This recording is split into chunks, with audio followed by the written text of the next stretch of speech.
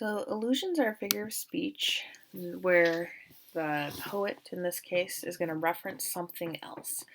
And the big thing is that something else needs to be something famous that everybody should know. Maybe they don't actually know it, but they should know in your culture. So, it could be a famous person like a celebrity or historical figure. It could be a place that everybody's kind of heard of or known about. It could be another story or poem. It could be an actual work of art. It could be a TV show, a movie. It could be pretty much anything.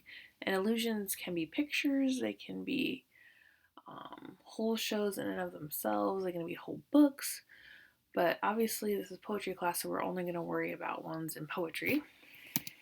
So you are aware, when it comes to poetry written in the English language, so mostly Western civilization, most poets have three main things that they allude to.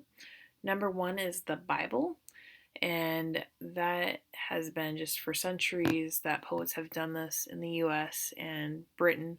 One of the reasons is a majority of Americans claim to be a Christian. The last statistic I saw was something like 87%. So they're kind of assuming most people are kind of familiar with the Bible because they either claim to be a Christian or go to church or whatever.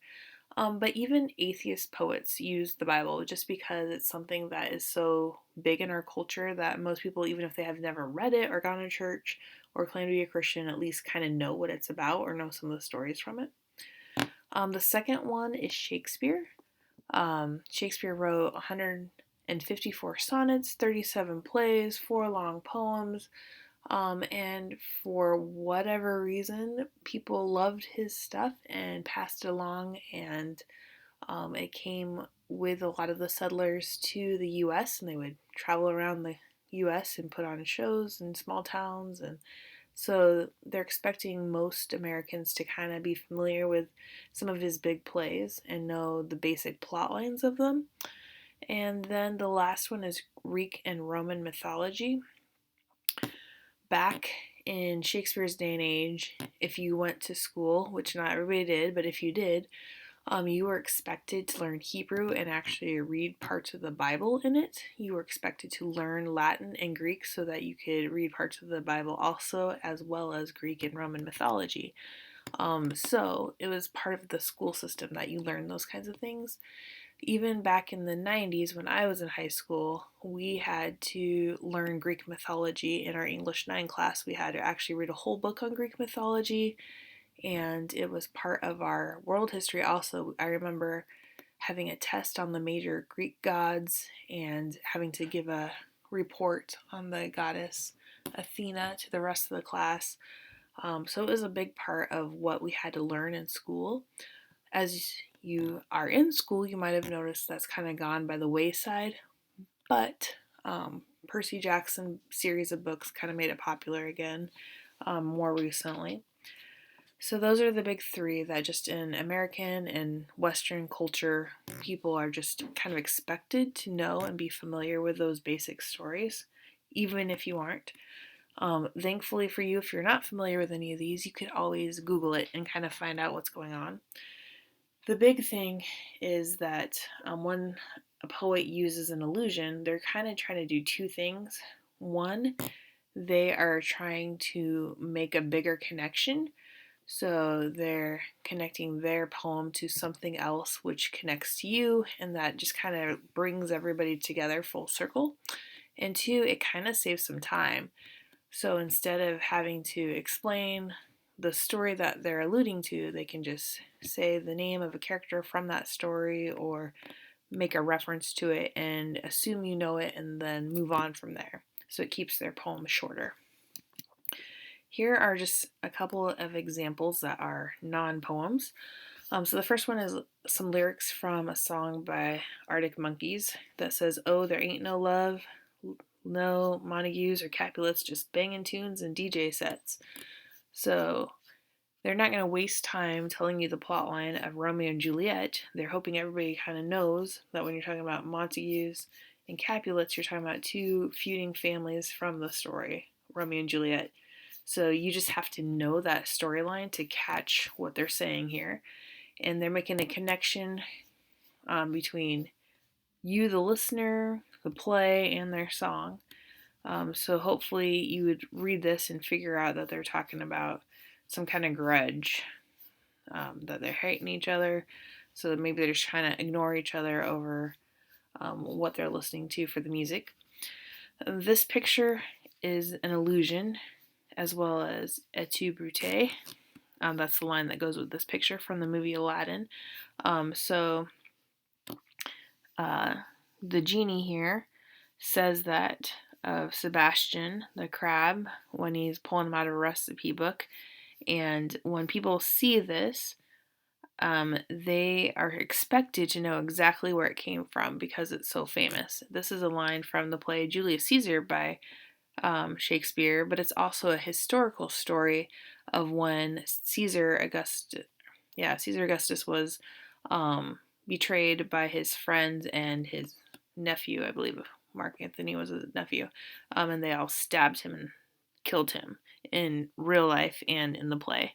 But the line comes from the play. So when people see this line or hear this line, they're expected to automatically think back to the story of Julius Caesar. I said the wrong thing. Caesar Augustus is a different person.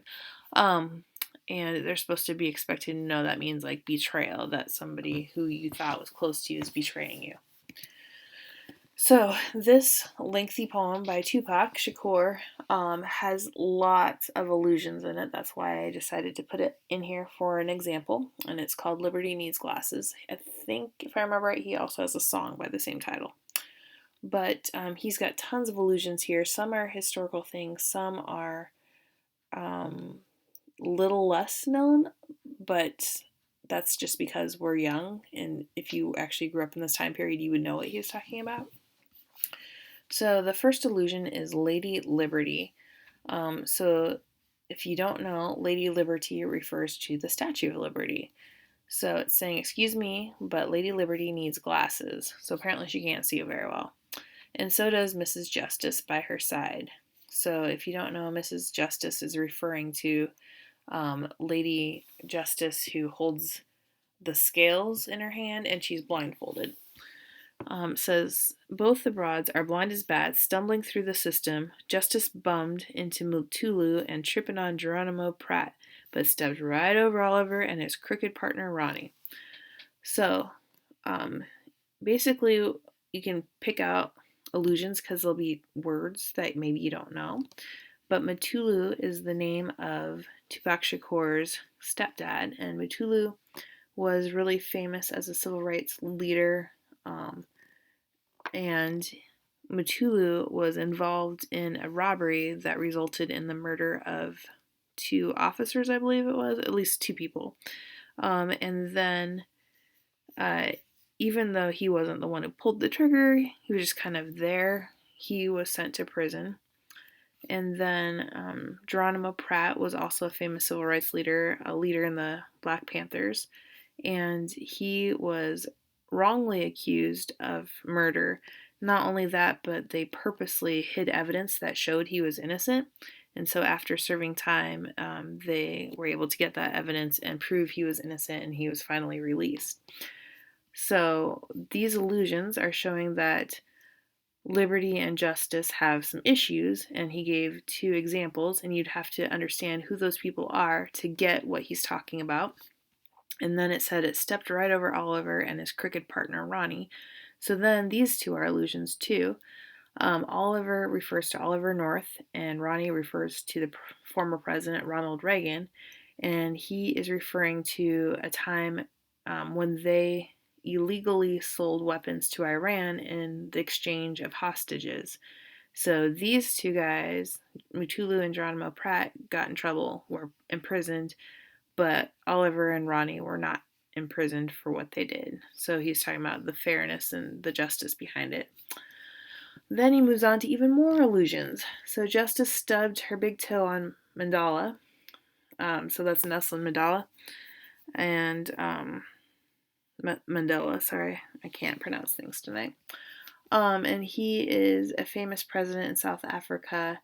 He was imprisoned for 27 years because he tried to sabotage the government that was in charge at the time to help end the apartheid. And the apartheid was when the government purposely separated different races, like a kind of a caste system. And so he was trying to get rid of that. And eventually he did and became president. Of course, it would be silly for Tupac to give us a history lesson and give us a couple paragraphs on Nelson Mandela. But this illusion, he's hoping everybody knows exactly who that is. Liberty misquoted by the Indians. So here he's referring to Native American Indians, and how they were misunderstood and misquoted about their treaties and different things that they made with the U.S. Slavery was a learning phase. So slavery is talking about American slavery because slavery still exists all over the world, but you'd have to understand that illusion.